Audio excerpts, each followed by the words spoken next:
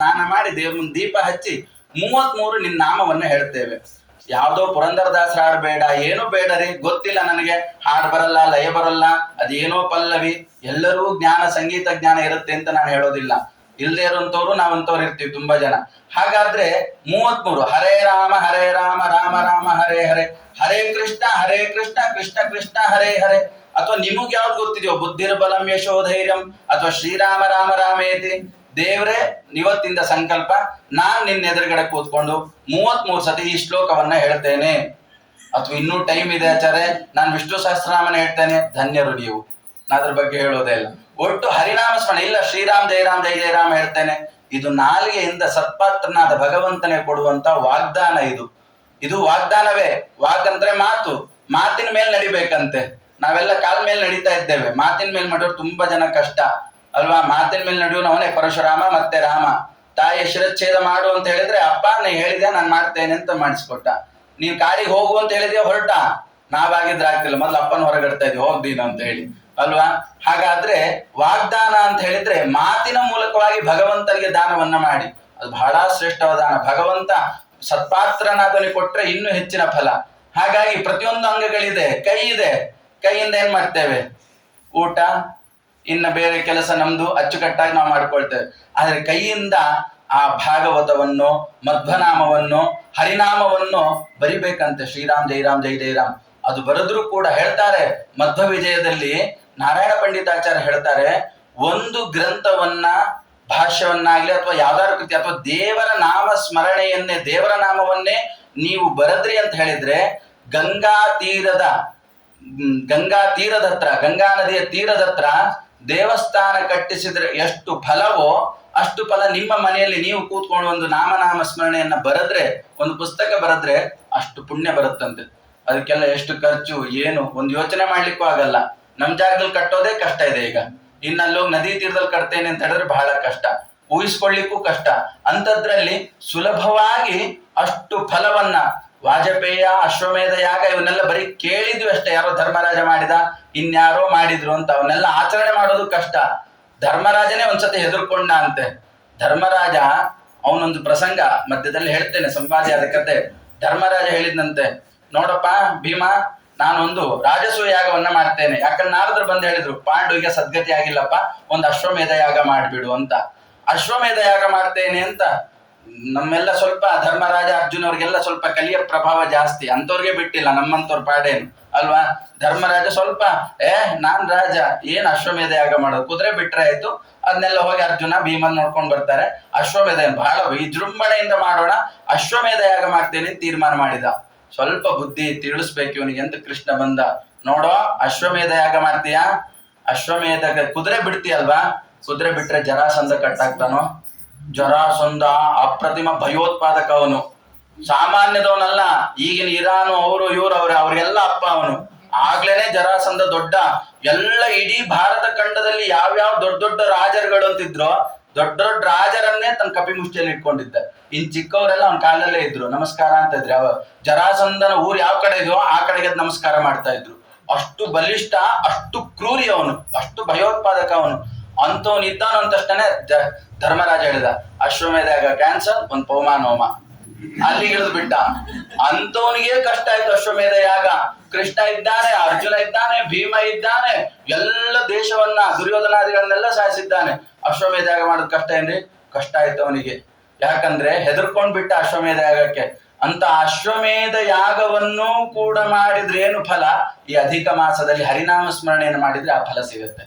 ಧರ್ಮರಾಜನೇ ಹೆದರ್ಕೊಂಡ ಅಂದ್ರೆ ನಮ್ಮಂತವ್ರ ಪಾಡೇನು ಅಲ್ವಾ. ಹಾಗಾಗಿ ನಾವು ಈ ಅಧಿಕ ಮಾಸ ಬಂದಾಗ ಸಾರ್ಥಕ್ಯಗೊಳಿಸ್ಬೇಕು ಏನು ಅಂತ ಹೇಳಿದಾಗ ಎಷ್ಟು ಸಾಧ್ಯವೋ ಅಷ್ಟು.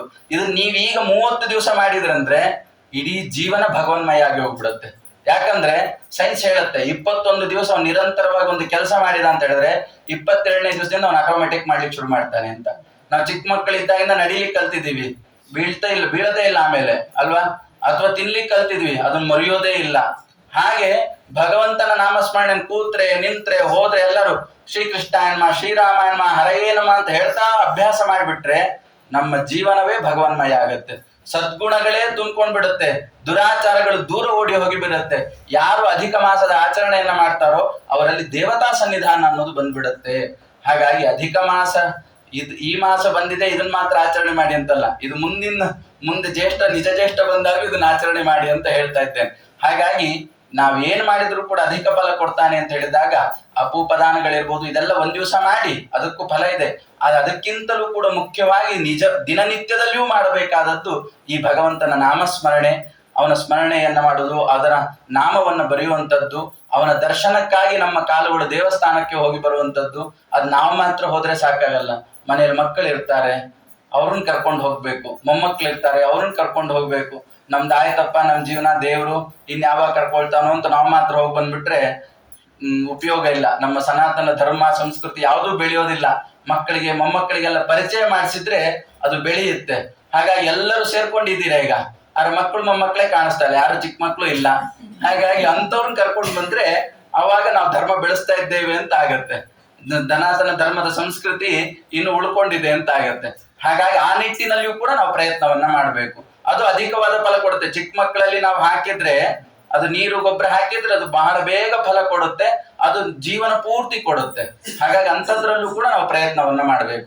ಜೊತೆಯಲ್ಲಿ ಅಧಿಕ ಮಾಸದ ತಿರಸ್ಕಾರವನ್ನ ಮಾಡಬಾರ್ದಂತೆ.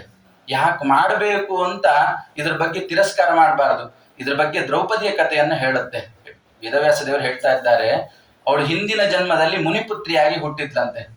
ಮುನಿಪುತ್ರಿಯಾಗಿ ಹುಟ್ಟಿದಾಗ ಅವಳ ತಂದೆ ದೊಡ್ಡ ವಿದ್ವಾಂಸ ಆಗಿದ್ದ.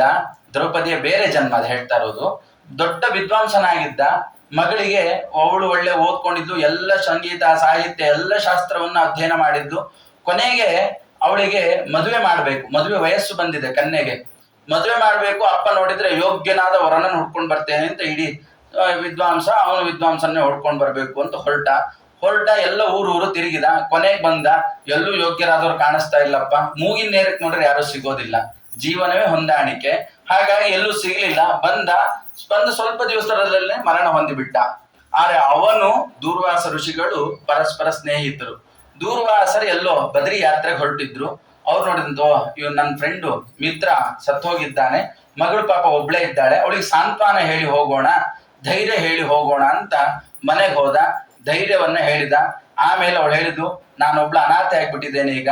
ಯಾಕಂದ್ರೆ ತಂದೆ ಇದ್ದ, ನೋಡ್ಕೊಳ್ತಿದ್ದ, ಮದ್ವೆ ಮಾಡಿಸ್ತಾ ಇದ್ದ, ಒಂದ್ ಮನೆಗೆ ಸೇರ್ತಾ ಇದ್ದೆ. ಈಗ ತಂದೆನೂ ಹೊರಟೋದ, ಅನಾಥಳಾಗಿದ್ದೇನೆ, ಯಾರು ನನ್ನ ನೋಡ್ಕೊಳ್ತಾರೆ? ಮದುವೆಯಾರು ಆಗಿದ್ರೆ ಗಂಡನ ಮನೆಯಲ್ಲಿ ಇರ್ತಿದ್ದೆ, ಮದುವೆನೂ ಆಗಿಲ್ಲ, ನನ್ ಮದ್ವೆ ಆಗ್ಬೇಕು ಅಂತ ಹೇಳಿದ್ಲಂತೆ.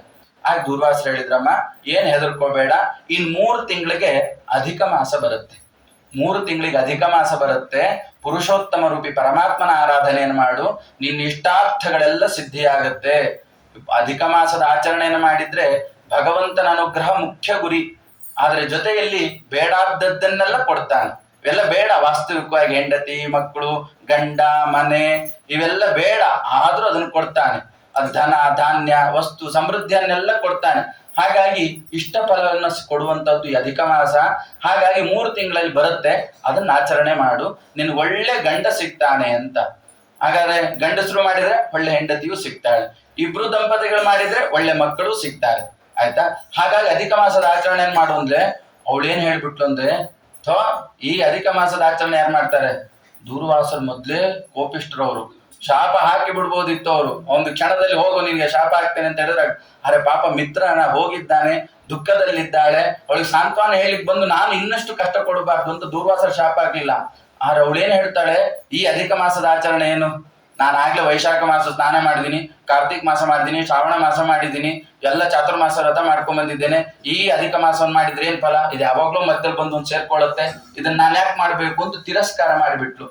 ತಿರಸ್ಕಾರ ಮಾಡಿದ್ದಕ್ಕಾಗಿ ದೂರ್ವಾಸರು ಹೇಳಿದ್ರು, ನೋಡು ನಾನು ನಿನ್ ಶಾಪ ಹಾಕ್ತಾ ಇಲ್ಲ, ಆದ್ರೆ ನೀನು ಇದರನ್ನು ತಿರಸ್ಕಾರ ಮಾಡಿದೆಲ್ಲ, ಅಧಿಕ ಮಾಸದ ಬಗ್ಗೆ ತಿರಸ್ಕಾರದ ನಿಂದನೆಯನ್ನು ಮಾತಾಡಿದೆಲ್ಲ, ಅದಕ್ಕೆ ನಿನಗೆ ಶಿಕ್ಷೆಯನ್ನು ಅನುಭವಿಸ್ತೀಯ. ಏನ್ ಶಿಕ್ಷೆ ಅಂತ ಹೇಳಿದ್ರೆ, ಈ ಜನ್ಮದಲ್ಲೂ ಮದುವೆ ಆಗಲ್ಲ, ಈ ಜನ್ಮದಲ್ಲಿ ಮದುವೆ ಆಗಲ್ಲ, ಮುಂದಿನ ಜನ್ಮದಲ್ಲಿ ಆಗ್ತೀಯಾ, ಆದ್ರೆ 5 ಜನನ್ನ ಆಗ್ತೀಯ ಅಂತ.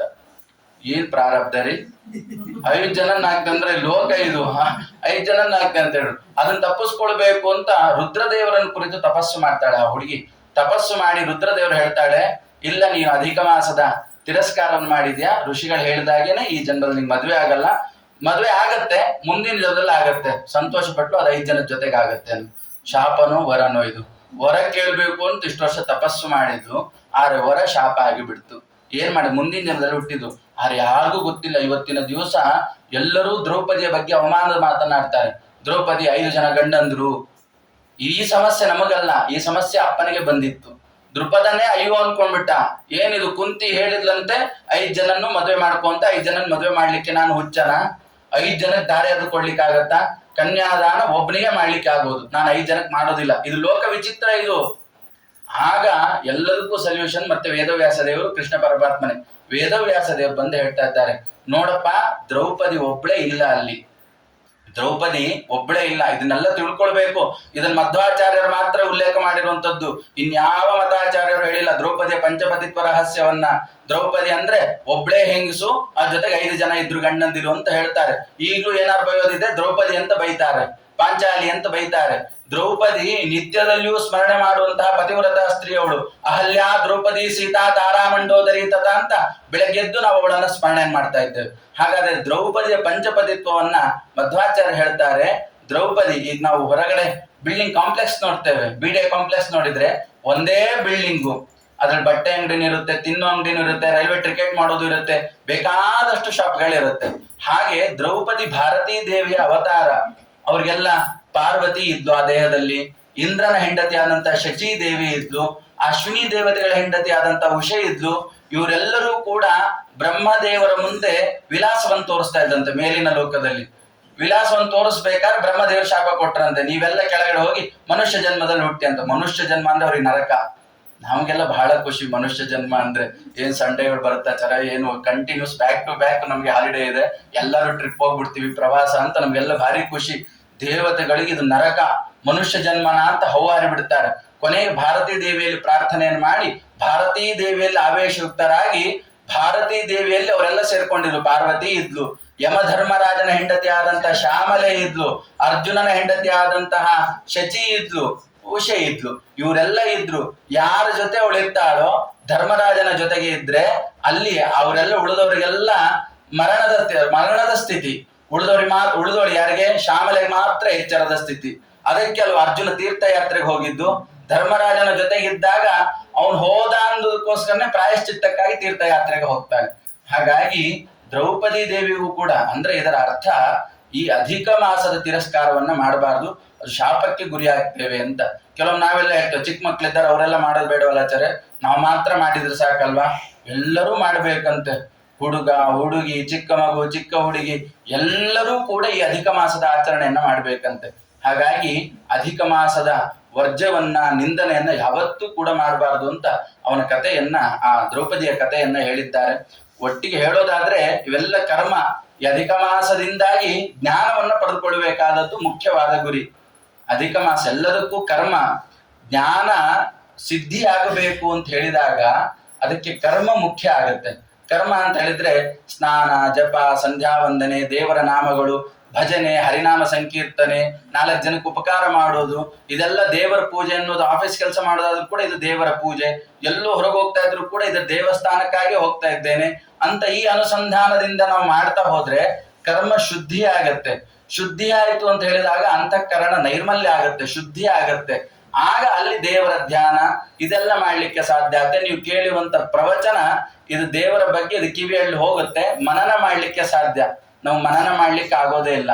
ನಮ್ದೆಲ್ಲ ಪರಿಸ್ಥಿತಿ ಹೇಗಂದ್ರೆ ಗೋಕರ್ಣ ಪ್ರವಚನ ಮಾಡಿದ ಹಾಗೆ. ಗೋಕರ್ಣ ಪ್ರವಚನ ಮಾಡಿದ, ಯಾಕೆ ಪ್ರವಚನ ಮಾಡಿದ? ಪ್ರೇತ ಜನ್ಮ ನಿವೃತ್ತಿ ಆಗಬೇಕು ಅಂತ ಪ್ರವಚನ ಮಾಡಿದ. ಆದ್ರೆ ಅದ್ರ ಜೊತೆಗೆ ಎಲ್ಲ ಊರವರೆಲ್ಲ ಬಂದು ಕೇಳಿದ್ದಾರೆ ಪ್ರವಚನವನ್ನ. ಗೋಕರ್ಣ ಮಾಡಿರೋ ಪ್ರವಚನವನ್ನ ಅವನ ಅಣ್ಣ ದುಂದುಕಾರಿ ಬಂದು ಕೇಳಿದ. ಉಳಿದವರು ಊರವರೆಲ್ಲ ಬಂದು ಕೇಳಿದ್ರು ಪ್ರವಚನವನ್ನ. ಆದ್ರೆ ದಿವ್ಯ ರೂಪ ಬಂದಿದ್ದ ಪ್ರೇತಕ್ ಮಾತ್ರ, ಅವ್ರು ಮಾತ್ರ ಮೋಕ್ಷಕ್ಕೆ ಹೋದ. ಉಳಿದವರೆಲ್ಲ ಅವ್ರವ್ರ ಮನೆಗೆ ಹೋದ್ರು. ಯಾಕೆ? ಎಲ್ಲ ಕೇಳಿದ್ರು. ಆಮೇಲೆ ಏನಂದ್ರು, ಆಚಾರ್ ಚೆನ್ನಾಗಿ ಹೇಳಿದ್ರು, ಪಾಪ ಒಳ್ಳೆ ಓದ್ಕೊಂಡಿದ್ದಾರೆ, ಬನ್ನಿ ನಮ್ಮ ಮನೆಗೆ ಹೋಗೋಣ. ಅವಳ ಹಾಗೆ ಇವಳಿಗೆ, ಅವನಿಗೆ ಇವನಿಗೆ, ಇಷ್ಟೇ ನಮ್ದಾಗೋಯ್ತು. ಆದ್ರೆ ಪ್ರೇತಕ್ಕೆ ಯಾಕೆ ದಿವ್ಯ ರೂಪ ಬಂತು? ಅವನ್ಯಾಕೆ ಮೋಕ್ಷಕ್ಕೆ ಹೋದ? ಅವನ್ ಮರುದಿವಸ ಪ್ರವಚನ ಆಗೋರು ಕೂಡ ಅವನು ಏನ್ ಹೇಳಿದ ನನ್ನ ಅಣ್ಣ ಗೋಕರ್ಣ ಅಂತ ಮನನ ಮಾಡ್ತಾ ಇದ್ದ. ಏನ್ ಹೇಳಿದ ಯಾವ್ದು ಇಷ್ಟು ಕೃಷ್ಣನ ಮಹಾತ್ಮೆ ಏನು ಅಂತ ಅದನ್ನ ಮನನ ಮಾಡಿ ಮಾಡಿ ಮಾಡಿ 7 ದಿವಸನೂ ಕೂಡ ಭಗವನ್ಮಯವಾಗಿ ಜೀವನವನ್ನು ಮಾಡಿದ. ಅವನಿಗೆ ಒಳ್ಳೆ ದಿವ್ಯ ರೂಪ ಬಂತು, ದೇವತೆಗಳು ಬಂದು ಕರ್ಕೊಂಡು ಹೋದ್ರು. ಅದರ ಅರ್ಥ ಶ್ರವಣ ಮಾಡಬೇಕು, ಮನನ ಮಾಡ್ಲಿಕ್ಕೆ ಅದು ಧಾರಣೆ ಆಗ್ಬೇಕಲ್ವಾ. ಅವೆಲ್ಲ ಆಗ್ಬೇಕಂದ್ರೆ ಕರ್ಮವನ್ನ ನಾವು ಅನುಸರಣೆ ಮಾಡ್ತಾ ಬರ್ಬೇಕು. ಈ ದೇವರ ನಾಮಸ್ಮರಣೆ ಮಾಡಿದ್ರೆ ಕೆಲವೊಮ್ಮೆ ಹಾಡು ಅರ್ಥನೇ ಆಗೋದಿಲ್ಲ ಆಚಾರ್ಯ, ಸುಮ್ನೆ ಹೇಳ್ತಾ ಇರ್ತೀವಿ. ಹೇಳ್ಬೇಕು, ಸುಮ್ನೆ ಹೇಳ್ಬೇಕು. ಮಕ್ಳಿಗೆ ಏನ್ ಅರ್ಥ ಆಗುತ್ತೆ ಅವ ಯಾಕೆ ಕೇಳಿಸ್ಬೇಕು? ಅವ್ರು ಆರಾಮ್ ಮಲ್ಕೊಳ್ಳಿ, ಮುಂದ್ ದೊಡ್ಡವರಾದ್ಮೇಲೆ ಹಾಗೆ ಹೇಳಿದ್ರೆ ಹೋಯ್ತು. ಮಕ್ಕಳು ಕೇಳಿಸ್ಕೊಳ್ಬೇಕು, ಕಿವಿಗೆ ಬೀಳ್ಬೇಕು, ಶುದ್ಧಿ ಆಗತ್ತೆ ಅಂತಃಕರಣ. ಆಮೇಲೆ ದೇವರ ಧ್ಯಾನ ಎಲ್ಲ ಮಾಡ್ಲಿಕ್ಕೆ ಸಾಧ್ಯ. ಹಾಗಾಗಿ ಇವೆಲ್ಲವೂ ಕೂಡ ದೇಹ ಶುದ್ಧಿಗಾಗಿ ಇರುವಂತಹದ್ದು. ನಾವು ಸಂಧ್ಯಾ ವಂದನೆ ಮಾಡೋದಾದ್ರೂ ಕೂಡ ಅದು ನಮ್ಮ ದೇಹ ಶುದ್ಧಿಗೇನೆ ಅಲ್ವಾ ಆಚಾರ್ಯ. ನಾವು ಗಾಯತ್ರಿ ಮಂತ್ರ ಜಪ ಮಾಡ್ಬೇಕು, ಅದಕ್ಕಿಂತ ಮುಂಚೆ ಇರೋದೆಲ್ಲ ಪ್ರೋಸೆಸ್ ಬರೀ ಶುದ್ಧ ಆಗ್ಲಿಕ್ಕೋಸ್ಕರನೇ. ಆಚಮನ ಶುದ್ಧ ಆಗ್ಲಿಕ್ಕೆ, ಭಗವಂತನ ರೂಪಗಳು ಒಳಗಿದೆ ಅಂತ.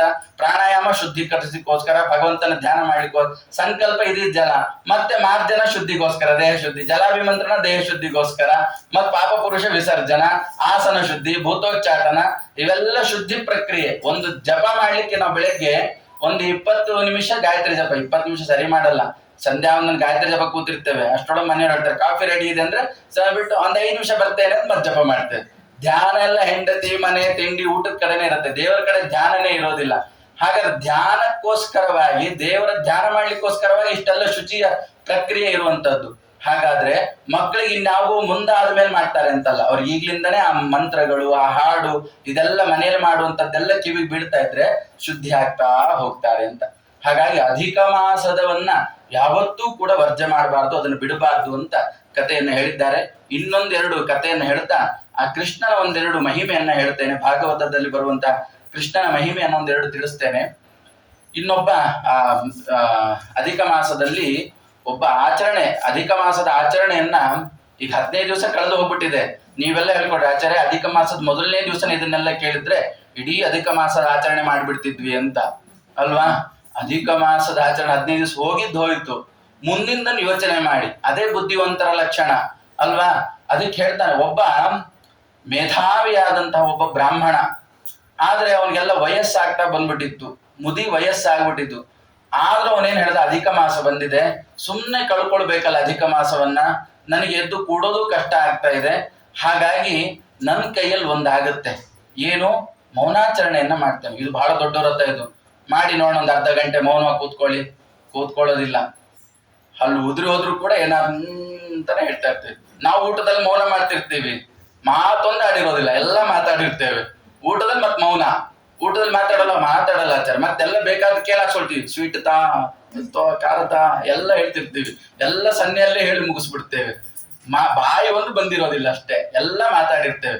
ಹಾಗೆ ಅವನು ಹೇಳಿದಂತೆ, ದೇವರೇ ಎದ್ದು ಹೋಗ್ಲಿಕ್ಕೆ ಆಗೋದಿಲ್ಲ, ಸ್ಥಾನಕ್ಕೆ ಹೋಗ್ಲಿಕ್ಕೆ ಆಗೋದಿಲ್ಲ, ನನಗೆ ಇನ್ನೊಬ್ರು ಸೇವೆ ಮಾಡಬೇಕು. ಹಾಗಿದ್ರು ಕೂಡ ಒಂದು ಸಂಕಲ್ಪ ಮಾಡಿದಂತೆ, ನಾನು ಮೌನವಾಗಿ ಇರ್ತೇನೆ, ಈ ಅಧಿಕ ಮಾಸ ಇಡೀ ಮೌನಾಚರಣೆಯಲ್ಲಿ ಕಳಿತೇನೆ ಅಂತ ಸಂಕಲ್ಪವನ್ನ ಮಾಡಿದ. ಇಡೀ 1 ತಿಂಗಳು ಮೌನಾಚರಣೆಯನ್ನ ಮಾಡಿದ. ಕೊನೆಗೆ ಭಗವಂತ ದರ್ಶನ ಕೊಟ್ಟು ಅವನನ್ನು ಮೋಕ್ಷ ಕರ್ಕೊಂಡು ಹೋದ ಅಂತ ಹೇಳ್ತಾರೆ. ನೋಡಿ, ಮೌನಾಚರಣೆಗೆ ಎಷ್ಟು ಬೆಲೆ ಇದೆ. ಹಿರಿಯರು ಇದನ್ನ ಮಾತು ಹೇಳ್ತಾ ಇದ್ರಲ್ವಾ, ಮಾತು ಬೆಳ್ಳಿ, ಮೌನ ಬಂಗಾರ ಅಂತ ಹೇಳ್ತಿದ್ರು. ಅದ್ರ ವ್ಯಾಲ್ಯೂ ಗೊತ್ತಿಲ್ಲ ನಮಗೆ. ಆ ಕಥೆಯನ್ನು ನೋಡಿ, ವೇದವ್ಯಾಸದೇವರು ಹೇಳಿದ್ರು, ಮೌನಾಚರಣೆ ಮಾಡಿದ್ರೇನೆ ಇಷ್ಟು ಫಲ ಇದೆ. ಏನು ಸುಮ್ನೆ ಕೂತ್ಕೊಂಡ್ರೆ ಆಗತ್ತಾ? ಸುಮ್ನೆ ಕೂತ್ಕೊಂಡಿದ್ದಕ್ಕೆ ಎಷ್ಟು ಫಲ ಇದೆ ನೋಡಿ. ದೇವರ ಸದ್ಗತಿಯನ್ನೇ ಕೊಟ್ಟ, ಅವನ ದರ್ಶನವನ್ನೇ ಕೊಟ್ಟ. ಮೌನವಾಗಿರೋದು ಬಹಳ ಕಷ್ಟ, ಬಿಡೋದಿಲ್ಲ ನಾಲ್ಗೆ ಅಷ್ಟು ಸುಲಭದಲ್ಲಿ, ಕಲಿಯುಗ ಅಲ್ವಾ. ಹಾಗಾಗಿ ಮೌನಾಚರಣೆ. ಇನ್ನೊಂದು ಕಥೆಯನ್ನು ಹೇಳ್ತಾರೆ, ನಾವೀಗ 15 ದಿವಸ ಹೋಯ್ತು ಬಿಟ್ಬಿಡಿ, ಈಗ 15 ದಿವಸದಲ್ಲಿ ಇದೆಯಲ್ಲ. ಇನ್ನೊಬ್ಬ ಕತೆ, ಒಬ್ಬ ಬ್ರಾಹ್ಮಣ, ಅವನಿಗೆ ಪ್ರತಿನಿತ್ಯ ಹುಷಾರು ತಪ್ಪಿಬಿಡ್ತು, ಅಧಿಕ ಮಾಸ ಬಂದಿದೆ. ಅವನು ಸಂಕಲ್ಪ ಮಾಡಿದಂತೆ, ನನಗೆ ಅಧಿಕ ಮಾಸ ಪೂರ್ತಿ ಆಚರಣೆ ಮಾಡೋದಾಗಲ್ಲ, ಯಾವತ್ತಾರು 3 ದಿವಸ, ನಾಳೆಯಿಂದ ಪ್ರಾರಂಭ ಮಾಡಿಕೊಂಡು 3 ದಿವಸ ಸರಿಯಾದ ಸಮಯಕ್ಕೆ ಬೆಳಗ್ಗೆ 4 ಗಂಟೆಗೆ ಹೋಗಿ ನದಿ ಸ್ನಾನ ಮಾಡಿ ಆನೇಕವನ್ನು ಮುಗಿಸಿ ಬಂದು ಮಲ್ಕೊಂಡ್ ಬಿಡ್ತೇನೆ. ಇಷ್ಟೇ ಆಗೋದು, ನನ್ನಿಂದ ಆಗೋದಿಲ್ಲಪ್ಪ, ಬಹಳ ಹುಷಾರಿಲ್ಲ, ತಿನ್ಲಿಕ್ಕೆ ಕರೆಕ್ಟಾಗಿ ಎದ್ದು ಬಿಡ್ತೇನೆ, ಇದಕ್ ಮಾತ್ರ ಆಗತ್ತೆ ನಮಗೆ. ಅವನು ಹೇಳ್ದ 3 ದಿವಸ ಮಾತ್ರ ಮಾಡ್ತೇನೆ ಅಂತ ಹೊರಟ. 1ನೇ ದಿವಸ ಹೋದ, ನದಿಗೆ ಹೋದ, ಸ್ನಾನ ಮಾಡಿದ, ಬಂದ, ಆನೇಕನ್ನೆಲ್ಲ ಮುಗಿಸಿದ, ಮನೆಯಲ್ಲಿ ಬಂದು ವಿಶ್ರಾಂತಿಗೆ ಜಾರಿದ. 2ನೇ ದಿವಸನೂ ಹೋದ. 3ನೇ ದಿವಸಕ್ಕೆ ಹೊರಟ. ಒಬ್ಬ ಬ್ರಹ್ಮ ರಾಕ್ಷಸ ಬಂತಂತೆ. ನಾನು ಬೆಳಗ್ಗೆ ಪ್ರಾತಃ ಕಾಲದಲ್ಲಿ ಹೋಗ್ತಾ ಇದ್ದ, ನಿನ್ನನ್ನು ಹಿಡ್ಕೊಳ್ತೇನೆ ಅಂತ ಬಂದಂತೆ. ಅವನು ಹೇಳಿದ ಅಂತೆ, ಅಯ್ಯೋ ನರಸಿಂಹ ಮಂತ್ರ ಜಪ ಮಾಡ್ತಾನೆ, ದೇವರೇ ಕಾಪಾಡು ಅಂತ. ಅವನಿಗೆ ಆ ನರಸಿಂಹ ಮಂತ್ರ ಜಪ ಮಾಡಿದ್ದಕ್ಕೇನೆ ಬ್ರಹ್ಮ ರಾಕ್ಷಸಕ್ಕೆ ಒಳ್ಳೆ ಬುದ್ಧಿ ಬಂತಂತೆ. ಇವನ್ ಯಾರೋ ಒಳ್ಳೆ ದಿವ್ಯ ಪುರುಷನೇ ಇರಬೇಕು, ಇವನಲ್ಲೇನೋ ವರ್ಚಸ್ಸು ಕಾಣಿಸ್ತಾ ಇದೆ, ಇವನ್ ನನ್ನನ್ನು ಉದ್ಧಾರ ಮಾಡ್ಬೋದು ಅಂತ ಅದಕ್ಕೆ ಸದ್ಬುದ್ಧಿ ಬಂದು ಅದಕ್ಕೆ ಹೇಳ್ಕೊಳ್ತಂತೆ, ನಾನೇನೋ ಕುಯೋನಿಯಲ್ಲಿ ಹುಟ್ಬಿಟ್ಟಿದ್ದೇನೆ, ದುಷ್ಟ ಯೋನಿ ಇದು, ಬ್ರಹ್ಮ ರಾಕ್ಷಸನಾಗಿ ದುಷ್ಟ ಯೋನಿಯಲ್ಲಿ ಮಾಡಬಾರದ ಅಪರಾಧವನ್ನ ಮಾಡಿದ್ದೇನೆ, ಬ್ರಹ್ಮಹತ್ಯಾದಿ ದೋಷಗಳನ್ನ ಮಾಡಿದ್ದೇನೆ, ವ್ರತಾದಿಗಳನ್ನ ಯಾವುದೋ ಅನುಷ್ಠಾನ ಮಾಡಲಿಲ್ಲ, ದೇವರ ನಾಮ ಸ್ಮರಣೆ ಮಾಡಲಿಲ್ಲ, ಈ ಯೋನಿಯಲ್ಲಿ ಹುಟ್ಟಿ ಬಂದ್ಬಿಟ್ಟಿದ್ದೇನೆ. ನೀನ್ ನೋಡಿದ್ರೆ ಯಾಕೋ ನನ್ನನ್ನ ಉದ್ಧಾರ ಮಾಡುವಾಗ ಕಾಣಿಸ್ತಾ ಇದೆಯಾ, ನನ್ನನ್ನು ಉದ್ಧಾರ ಮಾಡು ಅಂತ ಕೇಳಿದ್ರೆ ಅವನು ಹೇಳಿದಂತೆ, ನಾನು ಇಡೀ ಜೀವನದಲ್ಲಿ ನಂದು ಬ್ಯಾಂಕ್ ಬ್ಯಾಲೆನ್ಸ್ ಜೀರೋನೇ ಇದೆ, ನಾನು ಏನು ಪುಣ್ಯ ಮಾಡಿಲ್ಲಪ್ಪ, ನೀನು ಕೊಡ್ಲಿಕ್ಕೆ ನಂದ್ರಲ್ಲಿ ಏನಾರು ಒಂದು 50 ರೂಪಾಯಿ ಇರ್ಬೇಕಲ್ಲ, ನಿನ್ನ ಅಕೌಂಟಿಗೆ 50 ರೂಪಾಯಿ ಹಾಕ್ಬೇಕಂದ್ರೆ, ಆದ್ರೆ 50 ರೂಪಾಯಿ ಹಾಕ್ಲಿಕ್ಕೂ ನನ್ನಲ್ಲೂ ಏನಿಲ್ಲ, ಜೀರೋ ಬ್ಯಾಲೆನ್ಸ್ ಇದೆ, ಹಾಗಾಗಿ ಏನ್ ಮಾಡೋದು ಅಂತಂದೆ. ಹೇಳಿದಂತೆ ಆದ್ರೂ ಒಂದು ಉಪಾಯ, ನಾನು ಇವತ್ತಿಗೆ ವ್ರತ ಸಮಾಪ್ತಿ ಆಗುತ್ತೆ, 3 ದಿವಸ ಅಧಿಕ ಮಾಸ ಇದೆ, ಈಗ ಅಧಿಕ ಮಾಸದ ಆಚರಣೆ ಮಾಡ್ತಾ ಇದ್ದೇನೆ, 30 ದಿವಸ ಅಲ್ಲ, ಕೇವಲ 3 ದಿವಸ ಆಚರಣೆ, 3 ದಿವಸದಲ್ಲಿ 2 ದಿವಸ ಆಗಿದೆ, 2 ದಿವಸ ಸ್ನಾನ ಇದೆ, 3ನೇ ದಿವಸ ಹೋಗ್ತಾ ಇದ್ದೀನಿ, ಆದ್ರೆ ಮೊನ್ನೆ ದಿವಸ ಒಂದು ಸ್ನಾನ ಮಾಡಿದ್ದೀನಲ್ಲ, ಆ ಸ್ನಾನದ ಪುಣ್ಯವನ್ನ ನಿನಗೆ ಕೊಡ್ತೇನೆ ಅಂತ ಹೇಳಿದಂತೆ. 1 ದಿವಸದ ಪುಣ್ಯವನ್ನ ಕೊಟ್ರೆ ರಾಕ್ಷಸ ಜನ್ಮ ಹೋಯ್ತಂತೆ, ಅದಕ್ಕೆ ರಾಕ್ಷಸ ಜನ್ಮ ಹೋಗಿ ಸದ್ಗತಿಯನ್ನ ಪಡೆದೆ ಅಂತ ವೇದವ್ಯಾಸ ದೇವರು ಹೇಳ್ತಾ ಇದ್ದಾರೆ.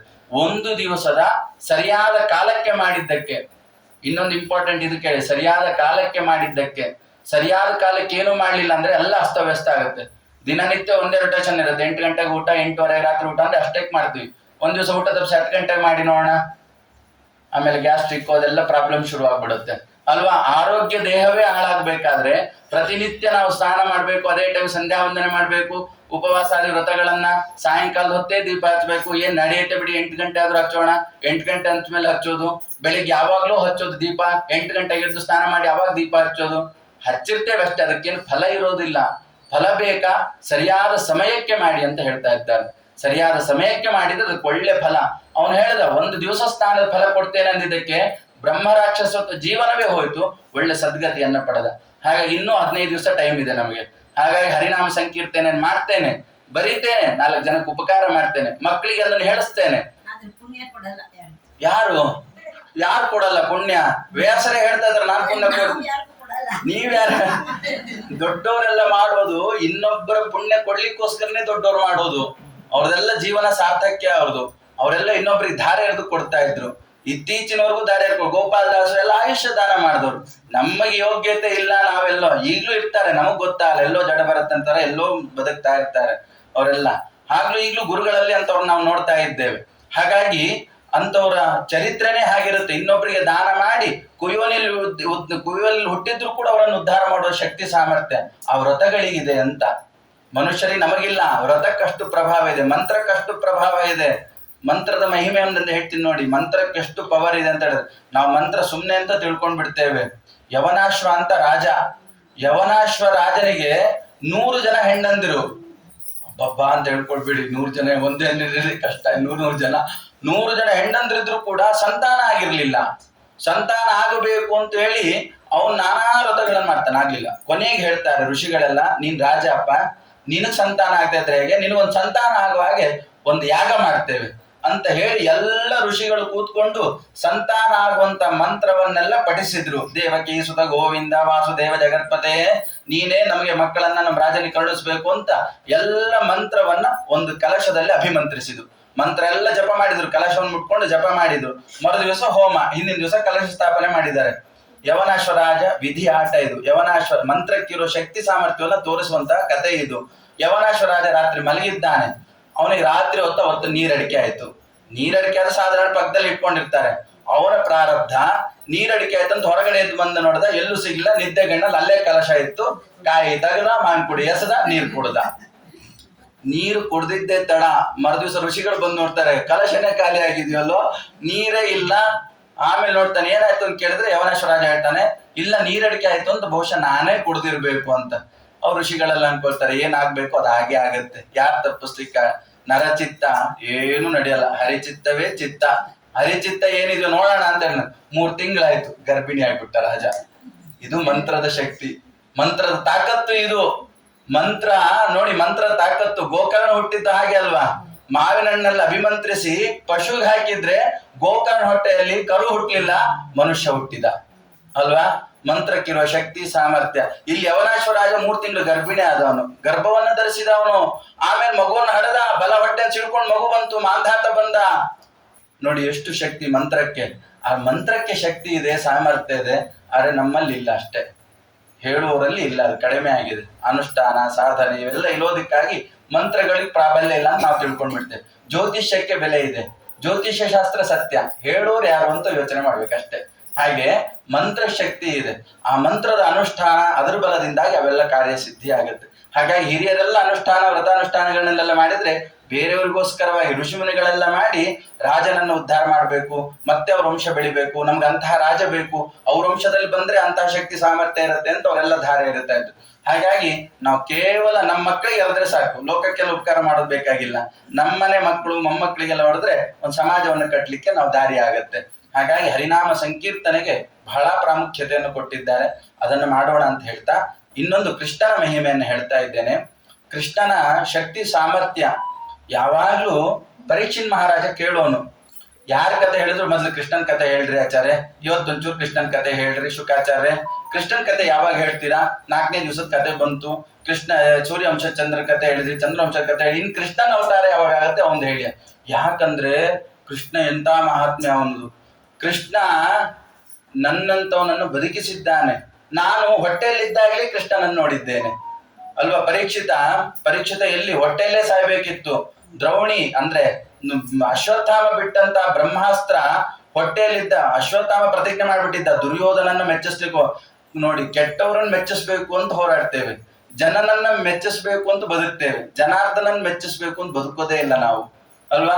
4 ಜನ ಖುಷಿಯಾಗಿರ್ಲಿ ಅಂತ ಬದುಕ್ತೇವೆ ಹೊರತು ಜನನ್ ಬಿಡಿ, ಜನಾರ್ದನನ್ನ ಮೆಚ್ಚಿಸಿದ್ರೆ ಸಾರ್ಥಕ. ಜನನ್ನ ಮೆಚ್ಚಿಸ್ಲಿಕ್ಕೆ ಹೋಗ್ತೇವೆ, ಬಿದ್ದು ಹೋಗ್ತೇವೆ. ಯಾವತ್ತು ಸ್ವಾರ್ಥವನ್ನು ಬಯಸ್ತೇವೋ ಅಲ್ಲಿ ಅಧಪತನನೇ. ನೋಡಿ, ಹಿರಣ್ಯಕಶಿಪು ಅಷ್ಟು ವರ್ಷ ತಪಸ್ಸು ಮಾಡಿದ.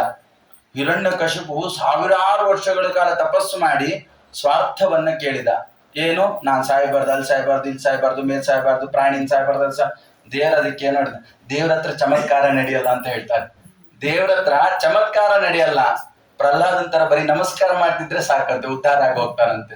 ದೇವ್ರ ಹತ್ರ ಚಮತ್ಕಾರ ನಡೆಯಲ್ಲ, ನಮಸ್ಕಾರ ಮಾತ್ರ ನಡೆಯುತ್ತೆ ಅವನ ಹತ್ರ. ಹಾಗಾಗಿ ನೀವೆಷ್ಟು ನಮಸ್ಕಾರ ಮಾಡ್ತಿರೋ, ಎಷ್ಟು ಅವನನ್ನ ಸ್ಮರಣೆ ಮಾಡ್ತಿರೋ, ಅವನು ಉದ್ಧಾರ ಆಗಿ ಹೋಗ್ತಾನೆ. ಅವನು ಅಷ್ಟು ವರ್ಷ ತಪಸ್ ಮಾಡಿ ನಿನ್ನ ಅನುಗ್ರಹ ಆಗ್ಬೇಕು ಅಂದಿದ್ರೆ ಅವ್ನು ಮೋಕ್ಷಕ್ಕೆ ಹೋಗ್ಬಿಡ್ತಿದ್ದ. ಆದ್ರೆ ಅವನು ಸ್ವಾರ್ಥ ಬಯಸಿದ. ಅಷ್ಟೆಲ್ಲ ತಪಸ್ಸು ಮಾಡಿ ಕೊನೆಗೆ ನಾನು ಅಲ್ಲಿ ಸಾಯ್ಬಾರ್ದು, ಇಲ್ಲಿ ಸಾಯ್ಬಾರ್ದು ಅನ್ಸಾದ್ರೆ ಕೊನೆಗೆ ಸತ್ಯ ಹೋದ. ಅದೆಲ್ಲ ಉಪಯೋಗ ಬರಲೇ ಇಲ್ಲ, ಅನರ್ಥ. ಸ್ವಾರ್ಥದಿಂದ ಯಾವತ್ತು ಅನರ್ಥವೇ ಹೊರತು ಅದರಿಂದ ನಮ್ಗೇನು ಉದ್ಧಾರ ಆಗೋದಿಲ್ಲ. ಹಾಗಾಗಿ ಸ್ವಾರ್ಥದ ಜೀವನವನ್ನ ಮಾಡಬೇಡಿ ಅಂತ ಹೇಳಿ ಕೃಷ್ಣ ಏನ್ ಮಾಡಿದ? ಕೃಷ್ಣ ನನ್ನನ್ನು ಬದುಕಿಸಿದ. ಪರೀಕ್ಷಿತ್ ಮಹಾರಾಜ ಹೇಳ್ತಾ ಇದ್ದಾನೆ, ನಾನು ಹೊಟ್ಟೆಯಲ್ಲಿದ್ದೆ, ಅಮ್ಮನ ಉತ್ತರ ಗರ್ಭದಲ್ಲಿದ್ದೆ. ಅಶ್ವತ್ಥಾಮಾಚಾರ್ಯ ಬ್ರಹ್ಮಾಸ್ತ್ರವನ್ನು ಬಿಡ್ತಾರೆ. ಅಶ್ವತ್ಥಾಮಾಚಾರ್ಯ ಬಲು ಪ್ರೀತಿ ದುರ್ಯೋಧನನ ಮೇಲೆ, ಕೆಟ್ಟವನು, ಅವನ ಮನೆ ತಿಂದಿದ್ದಲ್ವಾ, ಹಾಗಾಗಿ ಅವನ ಮೇಲೆ ಬಹಳ ಪ್ರೀತಿ. ಅವ್ನು ಹೇಳ್ಬಿಟ್ಟಿದ್ದ, ಅವ್ರ ಪಾಂಡವರ ವಂಶವನ್ನೇ ನಿರ್ವಂಶ ಮಾಡ್ಬಿಡ್ತೇನೆ, ಪಾಂಡವಿನ ಮಕ್ಕಳು ಸಂತತಿಯೇ ಇರಬಾರ್ದು ಅಂತ ಹೇಳಿ 5 ಜನ ಶಿಬಿರದಲ್ಲಿದ್ರೆ ರಾತ್ರಿ ಡಕಾಯಿತರ ಹೋಗಿ ಆ ಉಪ ಪಾಂಡವರ ತಲೆಯನ್ನ 5 ಜನರ ಮಕ್ಕಳನ್ನ, ಪಾಂಡವರ ಮಕ್ಕಳನ್ನ ತಲೆ ಕಡ್ದು ಹಾಕಿದ. ಕೊನೆಗೆ ಇದೊಂದು ಹೊಟ್ಟೆಯಲ್ಲಿದೆ, ಗರ್ಭದಲ್ಲಿದೆ, ಅದನ್ನು ಉಳಿಸಬಾರ್ದು ಅಂತ ಬ್ರಹ್ಮಾಸ್ತ್ರ ಪ್ರಯೋಗ ಮಾಡಿದ. ಕೊನೆಗೆ ಓಡಿ ಬಂದು ಪ್ರಾರ್ಥನೆ ಮಾಡಿದೆ, ಉತ್ತರ ಕುಂತಿ ಎಲ್ಲ ಪ್ರಾರ್ಥನೆ ಮಾಡಿದೆ. ಕೃಷ್ಣ ಹೇಳಿದ, ನಾನಿದ್ದೇನೆ ಅಂತ ಅಭಯ ಹಸ್ತವನ್ನ ನೀಡಿ ಆ ಮಗುವನ್ನ ರಕ್ಷಣೆ ಮಾಡಿದ. ಹಾಗಾಗಿ ಕೃಷ್ಣನ ಕತೆ ಹೇಳಿ ಅಂತ ಪದೇ ಪದೇ ಕೇಳ್ತಾ ಇದ್ದ. ಕೃಷ್ಣನ್ ನಾವೆಲ್ಲ ಏನ್ ಅನ್ಕೊಂಡಿದ್ದೇವೆ? ಬರೀ ಒಬ್ಬ ಸಾರಥಿ. ನಾವು ದುರ್ಯೋಧನ ತರನೇ. ಅವನೇನ್ ಮಾಡ್ತಾನೆ? ಸಾರಥಿಯಾಗಿ ಬಂದ್ರೆ ಬಿಲ್ ಹಿಡಿಯೋದಿಲ್ಲ ಅಂತೆ, ಬಾಣ ಹಿಡಿಯೋದಿಲ್ಲಂತೆ, ಯುದ್ಧ ಮಾಡೋದಿಲ್ಲಂತೆ. ಅವನಿದ್ರೇನು ಬಿಟ್ರೇನು ಅಂತ ನಾವು ಅಷ್ಟೇ. ದುರ್ಯೋಧನ ಕೃಷ್ಣ ಬೇಡ, ನಾರಾಯಣ ಸೈನ್ಯ ಬೇಕು ಅಂತ. ನಾವು ಹಾಗೆ, ಕೃಷ್ಣ ಏನು ಮಾಡೋದಿಲ್ಲ, ಅವ್ನು ಬೇಡ ಅಂತ ಬಿಟ್ಬಿಡ್ತೇವೆ. ಕೃಷ್ಣ ಬೇಕು. ಕೃಷ್ಣ ಯುದ್ಧ ಮಾಡ್ಲಿಲ್ಲ ಸರಿ, ಬಾಣ ಹಿಡಿದಿಲ್ಲ ಸರಿ, ಆದ್ರೆ ಅವನಿಂದನೇನೆ ಇಡೀ ಇವರೆಲ್ಲ ಪಾಂಡವರೆಲ್ಲ ಯುದ್ಧವನ್ನ ಗೆದ್ರು. ಯಾಕಂದ್ರೆ ಹೇಳ್ತಾರೆ, ಕೃಷ್ಣ ಬರೀ ಸಾರಥಿಯಾಗಿರ್ಲಿಲ್ಲ. ಕೃಷ್ಣ ಎದುರುಗಡೆ ಯಾರು, ಅವನ ಶಕ್ತಿ ಏನು, ಅವನ ಸಾಮರ್ಥ್ಯ ಏನು, ಅವನು ಯಾವ ಬಾಣ ಪ್ರಯೋಗ ಮಾಡ್ತಾ ಇದ್ದಾನೆ, ಆ ಬಾಣ ಪ್ರಯೋಗ ಎಂಥದ್ದು, ಏನು ನಾಶ ಮಾಡುತ್ತೆ, ಇದೆಲ್ಲ ಲೆಕ್ಕಾಚಾರ ಹಾಕಿ ಬಿಡ್ತಾ ಇದ್ದ. ಒಮ್ಮೆ ಅರ್ಜುನನಿಗೂ ಭಗದತ್ತನಿಗೂ ಘೋರ ಯುದ್ಧ. ಭಗದತ್ತ ಬೇರೆ ಯಾರು ಅಲ್ಲ, ಕೃಷ್ಣನ್ ಮೊಮ್ಮಗ ಆಗ್ಬೇಕು. ಅವನು ಕೃಷ್ಣನ ಮೊಮ್ಮಗ ಆಗ್ಬೇಕು. ಯಾಕಂದ್ರೆ ನರಕಾಸುರನ ಮಗ ಭಗದತ್ತ. ನರಕಾಸುರನ ಅಪ್ಪ ಯಾರು? ವರಾಹ ರೂಪಿ ಪರಮಾತ್ಮ. ಕೃಷ್ಣ ವರಾಹನಾಗಿ ಬಂದಾಗ ಭೂದೇವಿ ಪ್ರಾರ್ಥನೆ ಮಾಡಿದಾಗ ಮಗ ಹುಟ್ಟುತ್ತಾನೆ. ಅದರಲ್ಲಿ ಒಬ್ಬ ಮಗ ನರಕಾಸುರ. ಹಾಗಾದ್ರೆ ಭೂದೇವಿ ವರಾಹನ ಮಗನೇ ನರಕಾಸುರ. ನರಕಾಸುರ ಮಗನೇ ಭಗದತ್ತ. ಅಂದ್ರೆ ಕೃಷ್ಣನಿಗೆ ಮೊಮ್ಮಗನೇ ಆಗಬೇಕು ಅಲ್ವಾ. ಆದ್ರೆ ಭಗದತ್ತ ಒಂದು ಅಮೂಲ್ಯವಾದ ಅಮೋಘ ಅಂತ, ಮೋಘ ಅಂದ್ರೆ ವ್ಯರ್ಥವಾಗುವುದು ಅಂತ, ಅಮೋಘ ಅಂದ್ರೆ ವ್ಯರ್ಥ ಆಗದೇ ಇರುವಂತಹ ಅಸ್ತ್ರ. ಆ ಅಸ್ತ್ರವನ್ನ ಬಾಣ ಪ್ರಯೋಗ ಮಾಡಿದ. ಬಾಣ ಪ್ರಯೋಗ ಮಾಡಿದ ಕೂಡ್ಲೇನೇನೆ ಕೃಷ್ಣ ಆ ಬಾಣವನ್ನು ಹಿಡ್ಕೊಂಡು ತಾನು ಹಾಕೊಂಡ. ಅದು ವೈಜಯಂತಿ ಮಾಲೆ ಆಯ್ತು. ನೋಡಿ, ಇದು ಅರ್ಜುನ ಕೇಳ್ತಾನೆ, ಯಾರು ಅವನು, ಈ ಬಾಣದಿಂದ ಯಾಕೆ ನನ್ನನ್ನ ರಕ್ಷಣೆ ಮಾಡಿದೆ ಅಂತ ಹೇಳಿದ್ರೆ, ಅವನು ಹೇಳ್ತಾನೆ, ಇವನ್ ಭಗದತ್ತ ಬೇರೆ ಯಾರು ಅಲ್ಲ, ನನ್ನ ಮೊಮ್ಮಗ ಇವನು. ಇವನಿಗೆ ಈ ಮಂತ್ರದ ಉಪದೇಶ ಹೇಗಿತ್ತು ಅಂದ್ರೆ, ನಾನು ವರಾಹನಾಗಿ ಬಂದಾಗ ನರಕಾಸುರನಿಗೆ ಒಂದು ಅಸ್ತ್ರ ಮಂತ್ರವನ್ನು ಉಪದೇಶ ಕೊಟ್ಟಿದ್ದೆ.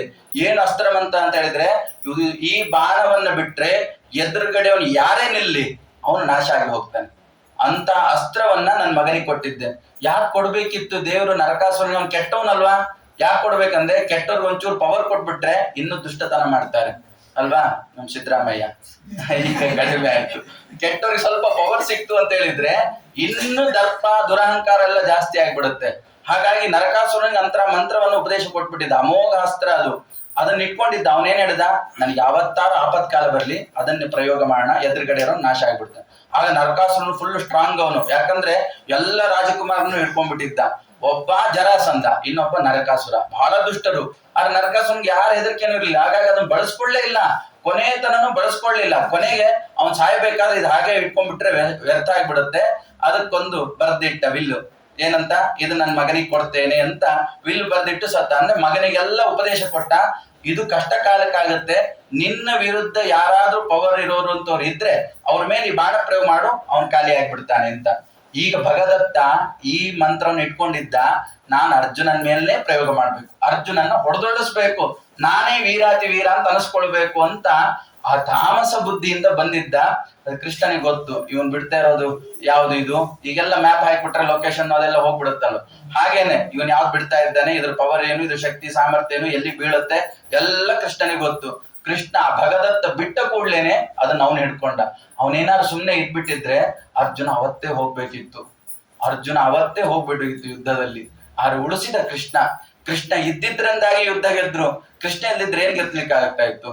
ಇನ್ನೊಂದ್ಸತಿ ಅರ್ಜುನನ ಪರಾಕ್ರಮ ನೋಡ್ಬೇಕು ನೀವು. ನಿಮ್ಗೆಲ್ಲ ಕತೆ ಗೊತ್ತಿದೆ, ಹೇಳ್ತೀನಿ ಅಷ್ಟೇ, ನಾ ಹೊಸದಾಗಿ ಹೇಳ್ತಾ ಇರೋದಲ್ಲ. ಅರ್ಜುನ ಒಮ್ಮೆ ಸಂಶಕ್ತರ ಗಣ ಜೊತೆಗೆ ಕೃಷ್ಣನ್ ಜೊತೆಗೆ ಯುದ್ಧಕ್ಕೆ ಹೋಗ್ಬಿಟ್ಟಿದ್ದಾನೆ. ಈ ಕಡೆ ಅಭಿಮನ್ಯು ಚಿಕ್ಕ ವಯಸ್ಸಿನ ಹುಡುಗ, ಒಳಗ್ ಹೋಗೋದು ಗೊತ್ತಿದೆ, ಹೊರಗೆ ಬರೋದು ಗೊತ್ತಿಲ್ಲ. ಈಗಿನ ಮಕ್ಳಿಗೆ ಅಷ್ಟೇ, ಹೊರಗೆ ಹೋಗ್ಬಿಡ್ತಾರೆ, ಮನೆಗ್ ಬಂದ್ರೆ ಬರೋದಿಲ್ಲ. ಮನೆಗ್ ಬರೋದು ಹೇಳ್ಕೊಟ್ಟಿರೋದಿಲ್ಲ. ನಾವು ಹೊರಗೆ ಹೋಗೋದು ಹೇಳ್ಕೊಟ್ಬಿಟ್ಟಿರ್ತೀವಿ, ಹೊರಗೆ ಹೋಗು ಅಂತ. ಹೊರಗೆ ಹೋಗ್ತಾರೆ, ಬರೋದೇ ಇಲ್ಲ.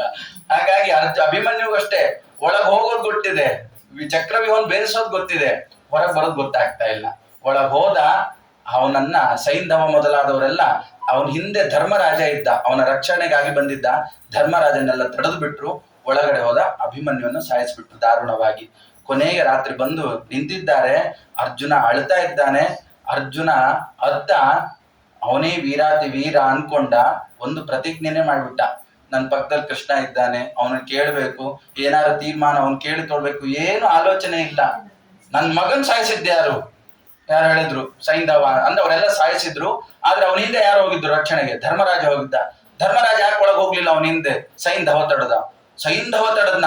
ಹಾಗಾದ್ರೆ ಮರು ದಿವಸ ನಾಳೆ ಸೂರ್ಯ ಅಸ್ತ ಆಗೋದ್ರೊಳಗೆ ಆ ಸೈಂಧವನ್ ತಲೆಯನ್ನು ತೆಗೆದೇ ಬಿಡ್ತೇನೆ ನಾನು, ಇಲ್ದೇ ಇದ್ರೆ ನಾನು ಅಗ್ನಿ ಪ್ರವೇಶ ಮಾಡ್ತೇನೆ. ಎಷ್ಟೋ ಅಹಂಕಾರದ ಮಾತು, ಎಷ್ಟೋ ಅವನ ಮೇಲೆ ಅವನಿಗೆ ಸೆಲ್ಫ್ ಕಾನ್ಫಿಡೆನ್ಸ್ ಇರ್ಬೋದು. ಯಾರನ್ನ ಹೇಳಲಿಲ್ಲ, ಕೇಳಲಿಲ್ಲ, ಸೀದಾ ಡಿಸಿಷನ್ ತಗೊಂಡ್ಬಿಟ್ಟ. ಕೃಷ್ಣನಿಗೆ ಆಶ್ಚರ್ಯ, ನಾನೇ ಕೂತಿದ್ದೀನಪ್ಪ, ಇವನೇನೋ ಡಿಸಿಷನ್ ತಗೊಂಡ್ಬಿಟ್ಟ. ಈಗ ಅದಕ್ಕೆ ಪ್ಯಾಚಪ್ ಅವನ್ ಮಾಡ್ಬೇಕು. ಪ್ಯಾಚಪ್ ಎಲ್ಲ ಬ್ರಹ್ಮದೇವರು ಅಷ್ಟೇ, ದೈತ್ಯರು ರಾಕ್ಷಸರೆಲ್ಲ ತಪಸ್ ಮಾಡ್ಬಿಡ್ತಾರೆ. ಬ್ರಹ್ಮದೇವರೇ ನಾನು ಅದರಿಂದ ಸಾಯಬಾರ್ದು, ಇದರಿಂದ ಸಾಯಬಾರ್ದು, ಹಾಗೆ ಹೀಗೆ ಎಲ್ಲ ಕೇಳ್ತಾರೆ. ಬ್ರಹ್ಮದೇವರಿ ನೋ ಟೆನ್ಷನ್, ಆಯ್ತು ಹೋಗ್ ಅಂದ್ಬಿಡ್ತಾರೆ. ಅದನ್ನೆಲ್ಲ ತೀರ್ಸ್ಬೇಕು. ನಾರಾಯಣ ಏನೇನೋ ವೇಷ ಹಾಕೊಳ್ಬೇಕು, ಕೂರ್ಮನಾಗಿ ಬರ್ಬೇಕು, ವರಾಹನಾಗಿ ಬರ್ಬೇಕು, ನರಸಿಂಹನಾಗಿ ಬರ್ಬೇಕು, ಎಷ್ಟು ಅವತಾರ ಏನೇನು ಎಲ್ಲ ತೋರಿಸ್ಬೇಕು ಅವನು ಅಲ್ವಾ. ಹಾಗೆ ಇವನು ಕೂಡ ಹೇಳ್ಬಿಟ್ಟ, ನಾಳೆ ಸಾಯಂಕಾಲ ಸೂರ್ಯ ಅಸ್ತ ಆಗೋದ್ರೊಳಗೆ ಅವ್ನು ಸಾಯಿಸ್ಬಿಡ್ತೇನೆ ಅಂತ. ಮರುದಿವಸ ಯುದ್ಧ. ಎಲ್ರಿಗೂ ಸೈಂಧವನ್ ಬದುಕಿಸ್ಬೇಕು ಅಂತಲ್ಲ ಹೋರಾಟ, ಅರ್ಜುನ ಸಾಯ್ಬೇಕು. ಸೈಂಧವನ್ ಉಳಿಸ್ಕೊಂಡ್ವಿ ಅಂತ ಹೇಳಿದ್ರೆ ಅರ್ಜುನ ಸಾಯ್ತಾನೆ, ಅವನು ಅಗ್ನಿ ಪ್ರವೇಶ ಮಾಡ್ಬಿಡ್ತಾನೆ. ಹೇಗಾದ್ರೂ ಮಾಡಿ ಸೈಂಧವನ್ ಉಳಿಸ್ಕೊಳ್ಬೇಕು ಅಂತ ಎಲ್ಲರೂ ಸೈಂಧವನ್ನ ಕೊನೆಗೆ ನಿಲ್ಸಿ ಎಲ್ಲ ಮುಂದೆ ಒಂದು ಅಕ್ಷೋಹಿಣಿ ಸೈನ್ಯವನ್ನೇ ನಿಲ್ಲಿಸ್ಬಿಟ್ಟಿದ್ರು.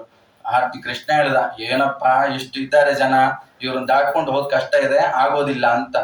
ಆದ್ರೂ ಕೃಷ್ಣನ ಅವನ ಸಾರಥ್ಯ ಹೇಗಿತ್ತು ಅಂತ ಹೇಳಿದ್ರೆ, ಅರ್ಜುನ ಗುರಿ ಇಟ್ಟು ಬಾಣ ಪ್ರಯೋಗ ಮಾಡಿದ ಅಂತ ಹೇಳಿದ್ರೆ ಬಾಣ ಹೋಗೋಕ್ಕಿಂತ ಮುಂಚೆ ಅವ್ರ ರಥ ಹೋಗಿರ್ತಂತೆ. ನಾವು ಚಿಕ್ಕವರು ವಿದ್ಯಾಪೀಠದಲ್ಲಿದ್ದಾಗ ಮನೆಗೆ ಪತ್ರ ಬರಿತಾ ಇದ್ವಿ, ಊರಿಗೆ ಬರ್ಲಿಕ್ಕೆ ದುಡ್ಡು ಇರೋದಿಲ್ಲ, ಒಂಚೂರು ಮನೆ ಆರ್ಡರ್ ಮಾಡ್ರಿ, ಆ ದುಡ್ಡಿಂದ ಬಸ್ ಚಾರ್ಜ್ ಹಾಕೊಂಡ್ ಬರ್ತೇವೆ ಅಂತ. ನಾವು ಊರಿಗೆ ಹೋದ್ಮೇಲೆ ನಾವೇ ಲೆಟರ್ ಇಸ್ಕೊಳ್ತಾ ಇದ್ವಿ, ಅಂದ್ರೆ ನಾವು ಹೋಗಿ ಮುಟ್ಟಿ ಆದ್ಮೇಲೆ ಆ ಲೆಟರ್ ಬರ್ತಾ ಇತ್ತು. ಹಾಗೆ ಅರ್ಜುನ ಬಾಣ ಪ್ರಯೋಗ ಮಾಡಿದ್ರೆ ಕೃಷ್ಣನ ರಥ ಅಲ್ಲಿ ಹೋಗಿರ್ತಿತ್ತು, ಇನ್ನು ಬಾಣ ಅವಾಗ ಬರ್ತಾ ಇತ್ತು. ಅಷ್ಟು ಅವನ ಚಾಕಚಕ್ಯತೆ. ಕೃಷ್ಣ ಹಾಗೆ ಸಾರಥ್ಯವನ್ನ ಮಾಡಿದ. ಹಾಗೆ ಅರ್ಜುನ ಶಪಥ ಮಾಡಿಬಿಟ್ಟಿದ್ದಾನೆ, ಇದು ನೋಡಪ್ಪ ಇವ್ರದೆಲ್ಲ ಇದೆ, ಮುಗ್ಸೋಕ್ ಆಗೋದಿಲ್ಲ ಅಂತ ಹೇಳಿದಂತೆ.